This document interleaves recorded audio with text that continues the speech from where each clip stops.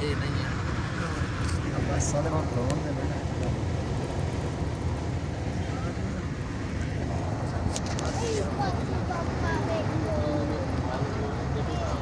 हाँ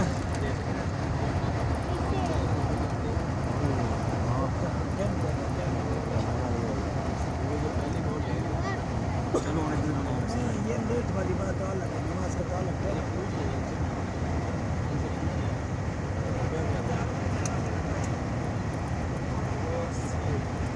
उस्ताद ओ उस्ताद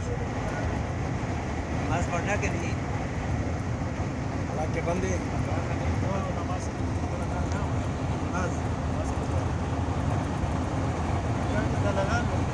हाँ कज़ा हो जाए कब मुझे जब कज़ा हो जाए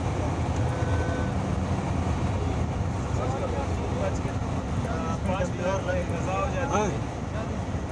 40 मिनट लगे जब कज़ा हो जाए तो नमाज का टाइम होता है सोच की बात है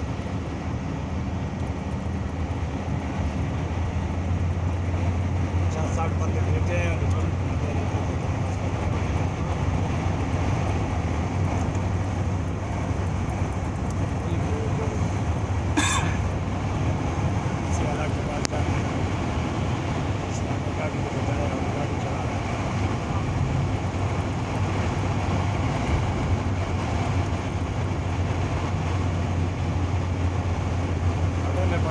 तो हम खुद पढ़ सकते हैं जब गाड़ी रुकते हैं